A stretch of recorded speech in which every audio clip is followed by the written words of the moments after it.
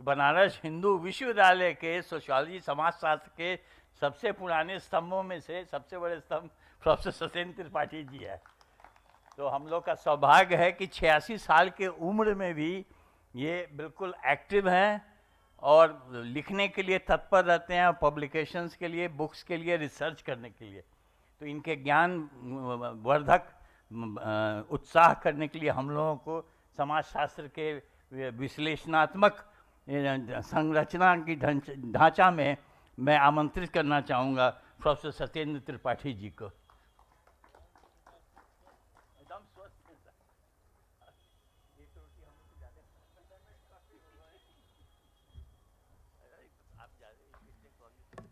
श्रद्धेय पाठक जी और भाई नील जी, आप विनय जी, रिचार्ड जी और सहयोगीगण और ख़ास तौर से हमारे साथीगण यहाँ के ये सुलभ के। आज जब कभी भी फाउंडेशन डे मनाया जाता है तो फाउंडेशन डे का उद्देश्य होता है कि हमने क्या खोया, क्या पाया और क्या हमारा विजन है। ये तीन चीज़ें उनकी इवोल्यूशन में आती हैं, जिनके आधार पर हम अपनी संस्थाओं की नई रूपरेखा और एक्शन प्लान बनाते हैं, वो आगे ले जाते हैं। अगर आप इस 52 वर्ष को देखें जो यात्रा है पाठक जी की, उसमें कहाँ कहाँ चीज़ें आई हैं और कैसे विकसित हुई हैं, तो आपको कुछ थोड़ा सा आइडिया होगा कि हम कहाँ थे और कहाँ आए हैं। मुझे याद है कि जब पहली बार सेमिनार हुआ था पटना के अंतर्गत, तो वहाँ पर मीटिंग एक्शन सोशियोलॉजी की हुई थी। दूसरी मीटिंग और कॉन्फ्रेंस जबलपुर में हुई थी, जहाँ गुप्ता जी थे और वो किताब आई हुई। तीसरी मीटिंग लक्ष्मणा जी ने, जो एमपी थे और प्रोफेसर हैदराबाद यूनिवर्सिटी में थे, उन्होंने वहाँ पर हैदराबाद में कॉन्फ्रेंस की थी। वो भी पुस्तक यहाँ छपी आई हुई है। तो मैं ये बता रहा हूँ कि एकेडमिकल पॉइंट ऑफ व्यू से और चेंज के पॉइंट ऑफ व्यू से कि जो फाउंडर साहब जिस समय निकले हैं अपने फील्ड से, तो उन्होंने देखा कि मुझे एक एनेक्डोट याद आता है अब्राहम लिंकन का। अब्राहम लिंकन थे, एक जानवर दलदल में फंस गया था, लोग भीड़ लगाए खड़े हुए थे और कोई निकाल नहीं रहा था। अब्राहम लिंकन जब आए, उन्होंने उसको वहाँ से निकाला, तो वहाँ की भीड़ ने उनको धन्यवाद दिया। तो उनका आप धन्यवाद मुझे क्यों दे रहे हैं? जो मुझे पीड़ा थी वो मैंने अपनी पीड़ा स्वयं सॉल्व की है, निकाली है, तो मेरे पास धन देने की ज़रूरत नहीं है। पाठक जी भी उसी ट्रेडिशन के हैं। जब उन्होंने किसी एक हरिजन बच्चे को और शेड्यूल कास्ट के बच्चे को बैल के सामने पढ़ा देखा और लोग उसको हॉस्पिटल नहीं ले जा रहे थे, उनकी भावना और उनकी जो यथार्थक चीज़ें थीं, वो मूवमेंट में हमारा सुलभ का आदर्श आता हुआ दिखाई देता है। ये उनकी एग्जाम्पल्स है, किस प्रकार से चीज़ें आती हैं, कहाँ उभरती हैं, कहाँ आती हैं। कृष्ण ने गीता में कहा कि मानव की प्रवृत्ति जो है सत, रज और तम, इन तीनों के कॉम्बिनेशन से बनती है। हमारे फाउंडर महोदय में सत 80-90% है, रज 10% है, तम 0.01% है। जो आदमी सत का आदमी है वो करुणा का आदमी है, इस प्रेम का है, स्नेह का है और समाज के लिए एक समता के आधार पर ले जाना चाहता है, उभारता है। तो लॉर्ड कृष्णा जब अर्जुन से बात करते हैं तो कहते हैं कि जब तम का समाज आएगा वो बहुत अनस्टेबल होगा, उसमें स्थिरता नहीं होगी। कुछ तम जब आता है समाज के अंदर तो muscle power, money power control करते हैं। वो आदमी जो सत का आदमी है वो एक एक्सपेक्टेटर है, बाहर से बैठा हुआ हो, देख रहा है कि समाज कहाँ जा रहा है, बोल नहीं पा रहा है, मूक है। तो सत का आदमी को लॉर्ड कृष्णा बोल रहे हैं, मैं नहीं बोल रहा हूँ। उनका जो थीसिस जो है गीता के अंतर्गत 16वें 17वें अध्याय में इस बात की चर्चा की है। और मैं खास तौर से कहता हूँ कि तो हमारा बहुत सौभाग्य है कि विष्णु सहस्त्र नाम में 101 में एक श्लोक है जिसमें भगवान विष्णु का नाम सुलभ के नाम से जाना गया है। सुलभ वर्ड वहाँ इस्तेमाल किया गया है और एक्सीडेंटली हमारा भी सुलभ आंदोलन है उनके आधार पर डेवलप होता हुआ दिखाई देता है। एक से एक श्लोक है विष्णु सहस्त्रनाम में और सुलभ के वर्ड से स्टार्ट होता है। एक नाम सुलभ जो है सत्यनारायण का भी नाम सुलभ है और वहाँ से उभरता हुआ दिखाई देता है। वो मान्यताएं वैल्यूज ट्रेडिशनल रूप में आती हुई दिखाई देती। तो मैंने ये आज दिया थोड़ा सा पॉइंट अभी जिससे आपके दिमाग में चीज़ें क्लियर हों कि हम उस समाज के लिए काम कर रहे हैं जिसके लिए हम बनाए गए, उनके लिए। कैसे आपने कहा था, ख़ास तौर से गुरु नानक जी कहते थे कि समाज में जो आप काम कर रहे हैं वो उपकार नहीं कर रहे हैं। समाज ने आपको जो बनाया है वो ऋण है आपका और ऋण उतार रहे हैं, इसलिए समाज बनता हुआ दिखाई दे रहा है। अगर आप उपकार से काम करते हैं तो आपका कोई योगदान समाज के रूपांतरण में नहीं होगा और ना होता हुआ दिखाई देगा। तो फाउंडर की जो परंपरा है, जो शैली है, जो कार्य करने के तरीके हैं, जो उनके कोऑर्डिनेशन करने के काम करने के तरीके हैं, उनमें साफ परिलक्षित होता है और चीज़ें आती हुई दिखाई देती हैं। यहाँ पर कुछ प्रश्न किए को लोग चले गए, उनके लिए मैं यहाँ पर जवाब देना चाहता था कि चीज़ें यहाँ पर आती हुई कैसे होती हैं, क्या होती है।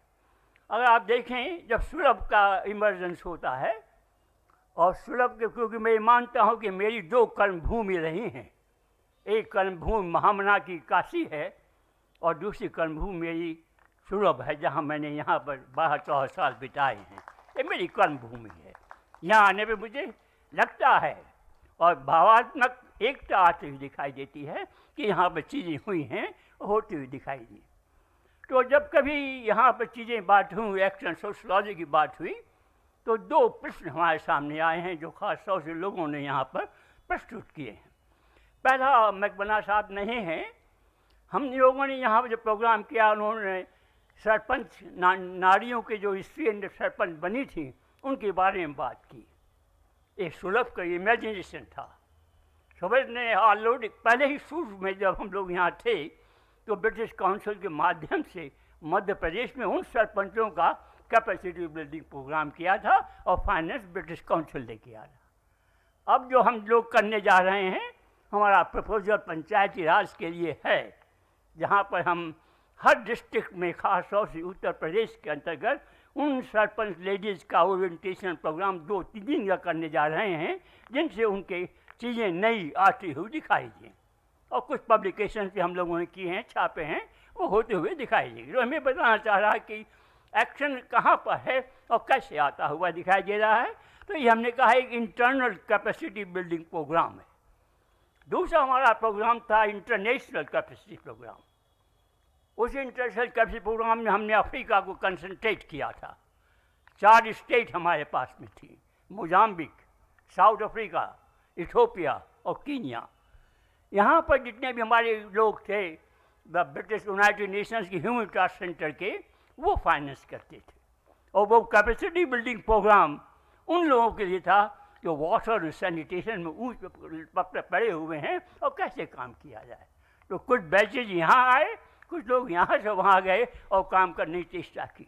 तो मैं बताना चाहता हूँ कि हमारी जो सोच है और काम करने के तरीके था, वो एक तो राष्ट्रीय है और दूसरा अंतर्राष्ट्रीय है।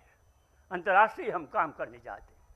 आपको मालूम नहीं होगा कि अफ्रीका में हम लोगों ने काम किया, मिनिस्ट्री ऑफ एक्सटर्नल अफेयर्स के माध्यम से, और वहाँ पर टीम कॉन्फ्रेंसेज भी हुई, हम सब लोग वहाँ भी गए हुए थे। 3 दिन की एक कॉन्फ्रेंस हुई थी और काम करनी स्टार्ट। और जो टॉयलेट बनाए थे और उनके लोग यहाँ ट्रेनिंग के लिए आए थे, वो चीज़ आती थी। मैं उदाहरण इसलिए दे रहा हूँ कि 52 वर्ष में हम लोग मूल्यांकन कर रहे हैं कि हम क्या कर रहे हैं और अब क्या करने जा रहे हैं और किन चीज़ों में चीज़ें आती हुई दिखाई देती। तो मैंने कहा कि ये 2 पॉइंट आपने देखा कि इंटरनेशनल लेवल पर हम लोगों ने कार्य किया और हमारा कोलैबोरेशन वाटर काउंसिल से भी था, स्विट्ज़रलैंड से, और जो इंटरनेशनल बॉडीज़ थी उनसे कम। मुझे याद है कि जब मैं फिलीपींस गया था, NGOs की कॉन्फ्रेंस थी, तो उन्होंने इस बात को कहा कि दुनिया में सुलभ ही एक ऐसा NGO है जो सब सस्टेन्ड है, कहीं से पैसा नहीं लेता, ना सरकार से लेता है ना किसी एजेंसी से लेता है, वो स्वयं में सेल्फ सस्टेन्ड है, तो ये प्राउड होता है। यही हम लोगों को अच्छा लगता है जब कहते हैं कि हम हाथ पसारने नहीं जाते। हमारा जो काम करने तरीके हैं, जो इतना काम चल रहा है, आप देख रहे हैं जितने काम किए हुए हैं वो होते हुए दिखाई दे रहे हैं। तो उनके बात में तो उस बात के लोग विश्वास नहीं करते थे कि एनजीओ सब्सिस्टेंट कैसे हो सकता है। तो लेकिन ये एग्ज़ाम में जब आई और देखा उन्होंने और प्रोडक्शन भी किया तो मालूम हुआ कि हाँ, कि कैसे सब्सिस्टेंट होते हैं। क्योंकि अगर एनजीओ सब्सिस्टेंट नहीं होगा तो हमारी डिपेंडेंस दूसरों पर होगी, वो हमारा गाइड करेंगे, हम उनको गाइड नहीं कर सकते। तो हमारी क्षमता है, हमारे विचार हैं, कार्य करने की शैली है, चिंतन है, वो उससे ग्रो करता है। और ग्रो करने में जो हमारी मानसिकता, हमारे फाउंडर की विचारों की है, एक्शन प्लान की है, वो हम लोग इम्प्लीमेंट करते हैं और करने की चेष्टा करते हैं। तीसरी बात मैं यहाँ पे ये भी कहना चाहता कि जब कोई संस्था काम करती है तो उसका कैडर होना बहुत ज़रूरी है। अगर कैडर नहीं होगा समाज का रूपांतरण नहीं हो पाएगा। और कैडर होने में खास तौर से देख रहे हैं आप कांग्रेस का क्या हाल है। तो गांधी जी थे तो उनका कैडर कांग्रेसमैन था। कांग्रेसमैन कौन था? जो खादी पहनता है। कौन था? जिसकी इच्छाएं कम हैं। वो कौन है? जिसके राष्ट्रीय चिंतन है। वो कौन है? गरीबों के लिए काम करता है, जो लास्ट मैन ऑफ स्ट्रीट है उसके लिए काम करता है। ये उनकी शैली थी। तो उस समय मूवमेंट होता हुआ दिखाई दिया। जब उनकी इंडिपेंडेंस मिल जाती है यही कांग्रेसमैन पावर के हंगरी हो जाते हैं और कार्य करने की चेष्टा। गांधी का वो चिंतन, गांधी का जो कैडर और जो खड़ा होता था और लोग आते थे, वो चीज़ें नहीं होती। आप देख रहे हैं कि कितने लोग बंगाल से, कितने लोग बिहार से, कितने लोग यूपी और गुजरात, कितने जगहों से लोग आते हुए दिखाई दे। दांडी यात्रा ऐसे नहीं हुई। दांडी यात्रा में चिंतन था, लोग भरे हुए थे, एक निकलता था चले जाते थे। जैसे टैगोर कहते थे एकला चलो और कारवां बन जाता है। वही चिंतन शैली हमारी सुलभ की है कि हम जब किसी कार्य को छूते हैं और कार्य करते हैं और कार्य करने की चेष्टा करते हैं तो अपने आप कारवां बनता रहता है और समाज का परिवर्तन, रूपांतरण होता हुआ चला जाता है। तीसरी बात मैं ये कहना चाहता था कि जो अब एकेडमिक बातें हुई हैं कि हम नहीं चाहते कि यूजीसी किसी प्रकार से हम लोगों के चिंतन में इंटरवीन करे। अगर यूजीसी हमारा सिलेबस बनाती है और गाइड करती है उन चीज़ों के लिए, तो हमें देखना पड़ेगा कि हमारा जो रीजनल जो हमारी प्रॉब्लम्स हैं तो कैसे सॉल्व होंगे। और ये अपोजिशन होता है। जब यूनिवर्सिटी कहती है कि हमारी प्रॉब्लम ऑटोनॉमी है, स्वतंत्रता है, विचारों की है, सिलेबस बनाने की है, तो सिलेबस हम थोपा हुआ नहीं लेंगे, हम स्वयं बनाएंगे, उपकार करेंगे। तो ऐसे भी चिंतन वाले अध्यापक हैं जो इस बात को सोचते हैं कि हमको कोई चीज़ थोपे नहीं जाए। हमारी बोर्ड ऑफ स्टडीज़ हैं, रिसर्च कमिटीज़ हैं और यूनिवर्सिटी एकेडमिक काउंसिल है, वो फार्मूलेट करें, लोकल प्रॉब्लम को देखें और उसके बाद कार्य करें। तो चीज़ें आते हुए दिखाई देती हैं। जो कुछ प्रॉब्लम हुई हैं उसके बारे में जवाब दे रहा हूँ और उन चीज़ें आती हुई दिखाई देती हैं। दूसरी बात ख़ास तौर से जो फाउंडर्स का चिंतन है, एक नया चिंतन है, काम नहीं हुआ है, हमें भी एकेडमिक काम करना और देखना है। वो काम है कि कास्ट की जो बात होती है तो फाउंडर कंसेप्ट है वो हॉरिजॉन्टल मोबिलिटी और वर्टिकल मोबिलिटी का, ये हमें देखना पड़ेगा सोशोलॉजिस्ट के लिए। कि वर्टिकल मोबिलिटी जब नहीं रेस्ट्रिक्शन होती है, हम उदाहरण देते हैं, कभी कभी हमें गुस्सा भी आता है कि महाभारत में जिस समय द्रोणाचार्य जैसा आचार्य गुरु एकलव्य का अंगूठा कटवा लेता है, वह अन्याय नहीं था। उनको कोई राइट नहीं था द्रोणाचार्य के लिए कि एकलव्य को ना पढ़ाया, उसने अपना ज्ञान अपने आप ले लिया, उसने द्रोणाचार्य को गुरु माना और जब दक्षिणा मांगी तो अंगूठा मांग दिया। ये अन्याय सिस्टम का है। हमारे परशुराम जी महाराज जो थे, उन्होंने खास तौर से कर्ण को ट्रेनिंग दिया और जो ट्रेनिंग निकला न मालूम क्या उसका डीएनए राजपूत नहीं है, तो उसको श्राप दे दिया कि जब जरूरत होगी ज्ञान भूल जाओगे। अब ये चीज़ें हमारे सिस्टम में बनी हुई हैं, स्ट्रक्चर्ड हैं, उनको तोड़ना पड़ेगा। इसको फाउंडर स्ट्रक्चरल ट्रांसफॉर्मेशन की बात करते हैं, संरचनात्मक चेंज आना चाहिए।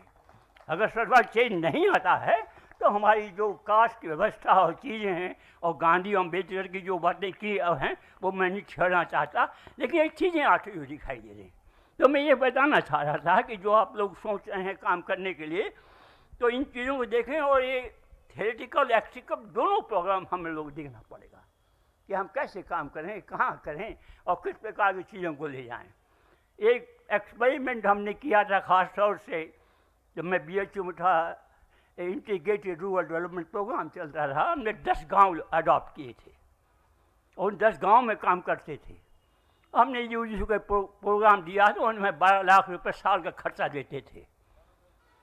तो उसमें हम ये प्रोग्राम शुरू किया गया था कि जितनी भी फैकल्टीज़ हैं, medical, agriculture, technology and social science, ये बच्चे PhD करेंगे उनके गाइडेंस में, लेकिन हमारी फील्ड में रहे, गांव में करेंगे, वहाँ नहीं करेंगे। तो इस प्रकार से एक्शन भी हुआ, उन्होंने गाँव को काम करना भी किया और चेंज आता हुआ दिखाई दिया। तो मैं यहाँ पे कहना चाह रहा था कि ख़ास तौर से समय अपनी बंद कर दूँ। हाँ, तो ये मैं ख़ास तौर से ये बताना चाह रहा था कि इन चीज़ों को देखा जाएगा और देखने के बाद में चीज़ें सामने आ जाएंगी। और दूसरी बात ये ख़ास तौर से ये है कि हम लोगों ने यहाँ पर थे तो एसोसिएशन ऑफ एक्शन सोशोलॉजिस्ट की कल्पना की थी। 2 डायरेक्शंस हैं, एक इंडियन सोशोलॉजिकल सोसाइटी है, तो अगर एक्शन सोशोलॉजिस्ट के है तो हम लोग एसोसिएशन ऑफ एक्शन सोशोलॉजी बनाया था, हमने यहाँ काम किया था।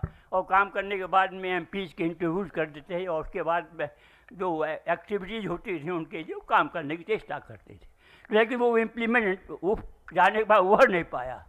तो ये हमें देखना पड़ेगा कि जितनी हमारी संस्थाएं हैं उनको ये उनमें एसोसिएट किया जाए और एसोसिएट करने के बाद में चीज़ें आते हुए दिखाई देती हैं।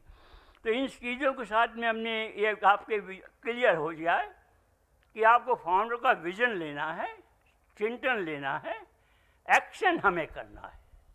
और ये एक्शन 2 लेवल पर होगा, एक एकेडमिक यूनिवर्सिटी में होगा और यूनिवर्सिटी के माध्यम से फील्ड में भी होगा। अब जैसे कि किसी साहब ने गुजरात से आए थे, उन्होंने NSS की बात की थी कि NSS का कोऑर्डिनेशन से एक्शन होना चाहिए। NSS से एक्शन हुआ लेकिन टेम्परेरी होता है, परमानेंट नहीं होता है। NSS के विद्यार्थी जाते हैं गांव में, 8 दिन कैंप लगाते हैं और 1 मीटर सड़क बना देते हैं, लौट के सड़क पर ही पानी में मिल जाती है। तो ये सब चीज़ें दिखनी पड़ेंगी हम लोगों के लिए। तो यहाँ पर मैं ख़ास तौर से और ज़्यादा टाइम नहीं लूँगा, तो ये क्लियर होना चाहिए कि हमारे प्रोग्राम बहुत स्पष्ट हैं और क्लियर होते हुए दिखाई देते हैं। और हमारा कार्यकर्ता इसलिए कार्य ना करे कि हम किसी उपकार कर रहे हैं, हमारा कार्यकर्ता इसलिए काम कर रहा है कि हम कटिबद्ध हैं, प्रतिबद्धता है उन आखिरी आदमी के जीवन में उनको उत्थान कर आगे लाने के लिए कि जिससे वो हम लोगों के साथ आए और नज़दीक आते हुए जिए। अमेरिका में ख़ास तौर से जिसमें ये हम मानते हैं, आजकल हम कहते हैं गांधी के बाद में 3 गांधी हुए। मंडेला साउथ अफ्रीका में हुआ, लूथर किंग अमेरिका में हुए और बिंदुसार पाठक इंडिया में हुए, जो नए गांधी। ये तीनों को कंपेरिजन करेंगे आप तो एक लेवल पाएंगे आप। जो काम लूथर ने वहाँ किया अमेरिका के अंतर्गत, वो काम मंडेला ने जो साउथ अफ्रीका में किया, वो वही काम हम लोगों ने सेकेंड गांधी जो हम मानते हैं वो फाउंडर के माध्यम से होता हुआ दिखाई देता है और समारोह पाते हैं। तो मैं यहाँ पर ख़त्म कर रहा समय ज़्यादा नहीं हुआ, बहुत थके हुए हैं। तो 18 स्पीकर को सुना, यही बहुत बड़ा कि 18 स्पीकर से सुन लिया और बैठे रहे लोग बात, ये भी एक बड़ी सहनशीलता है कि अगर हर आदमी सहनशील नहीं कर पाता है कि 18 आदमी सुने और उसके बाद लास्ट में मुझे ही 15 मिनट सुने, तो इसके लिए दिक्कत होती है। तो मैं पुनः आप लोगों का बहुत अनुग्रहित हूँ कि आप लोगों ने हम लोगों की बराबरी सुना और ख़ास तौर से फाउंडर हम चाहते हैं वो चिराग हों, गाइड करते रहें और हम लोगों की संस्था को आगे बढ़ाएं और हम उनके गाइडेंस में एक कार्य करते हुए दिखाई दें। यही हम की शुभकामनाएँ हैं और काम है। बहुत बहुत धन्यवाद।